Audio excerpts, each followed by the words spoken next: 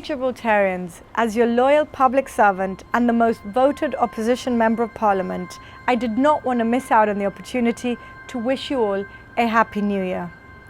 Unfortunately, existing media protocols were not designed to accommodate our current three-party dynamic, so we will yet again have to take the alternative path.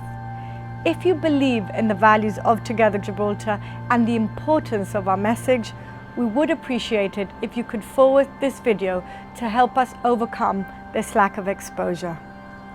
2019 was a big electoral year. Locally, besides the GSLP's re-election to Parliament, the big story was the fact that over 20% of Gibraltarians put their faith in Together Gibraltar, a new, truly progressive political party that captured the imagination of many in our community, with policy pillars based on equality, social justice, and the fight against corruption and climate change. These pillars will continue to drive our opposition efforts in the coming legislature.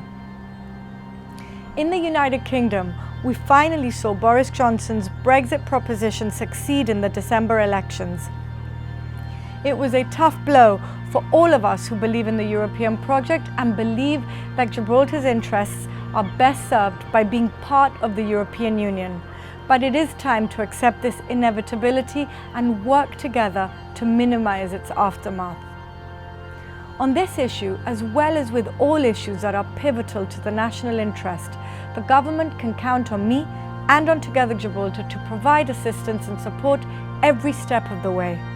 I stand with our Chief Minister in support of his message of responsibility and courage, and I have total faith in our nation's resilience and ingenuity in the face of adversity.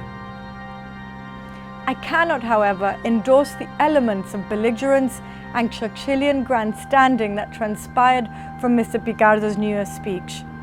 Even though statements made by members of Vox are entirely reprehensible and deserve a firm response in the courts, these affairs must be conducted in a measured and judicious manner. Let me make this clear.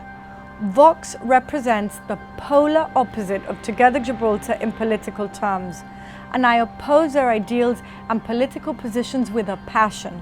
However, appearing on sensationalist Spanish TV programs and issuing defiant public statements in the current circumstances is simply not intelligent politics.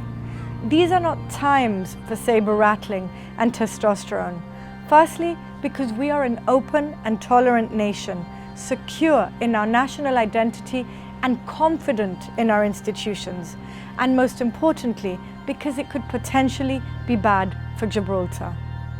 It is time to tone down the nationalistic rhetoric which rouses the emotions of the electorate in a way that benefits only Mr. Picardo and his party.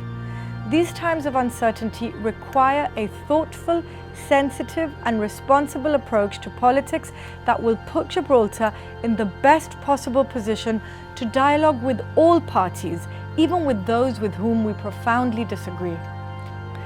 Instead, the Chief Minister insists on developing a cult of personality that could weaken his position at future negotiating tables and, ironically, benefits extremist parties like Vox.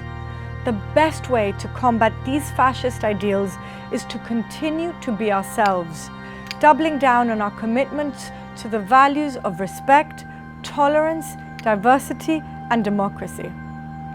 In Spain, the last elections have finally delivered a progressive coalition that includes the support of nationalist parties from many different parts of the country. The support of the primary Basque and Catalan parties points to the democratization of the Spanish national identity, if not via a full-blown referendum in Catalonia, at least via reforms that will be more respectful of national diversity and the doctrine of self-determination. So this lays out a favorable context for Gibraltar and its interests in anticipation of the coming negotiations, and I hereby offer the Chief Minister my support in the mission of establishing good working relationships with this administration, so that we may cement a respectful and mutually beneficial post-Brexit relationship. 2020 will also be the year in which the government will ask Gibraltar whether we want to allow women to have reproductive freedoms now granted by almost the entire Western world and broadly considered to be basic human rights. We said this repeatedly throughout the electoral campaign, and it is worth saying again. Basic human rights should not be put up for a referendum. It sets a dangerous precedent and exposes us to the potential humiliation in the case of a negative outcome, of the UK Supreme Court having to intervene to override our archaic legislation. In any case, we have to put an end to the status quo as soon as possible. Having to terminate pregnancies in Spain exposes our women to heightened social stigmas and big financial burdens. It is unfair, discriminatory, it is bad social policy, and it violates our human rights. Furthermore, it also deprives our women of counselling and the support networks which could potentially prevent the many abortions taking place. It is for these reasons that Together Gibraltar will be campaigning with the other pro-choice organisations for the new law to be implemented in March, despite our reservations in principle. 2020 also started with a stark reminder of the global environmental crisis we are facing. After suffering years of persistent heat and drought, Australia is being ravaged by the worst wildfires seen in decades, with large swathes of the country devastated since the fire season began in late July. A total of 27 people have died nationwide, and in the state of New South Wales alone, more than 2,000 homes have been destroyed or damaged.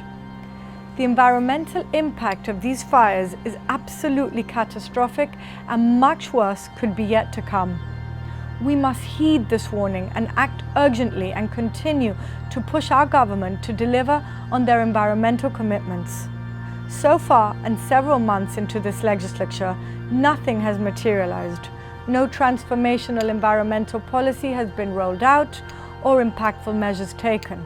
What we do know now is that the government have committed £50 million to assist the developers of Victoria Keys to fund their reclamation project, the environmental impact of which we still know nothing about, and that the unsustainable building spree is set to continue for another 4 years. What happened to the Green Manifesto promised to the electorate? We will hold government to account on this and every other issue that affects you. And it is not only in environmental issues that we are yet to see any meaningful transformation.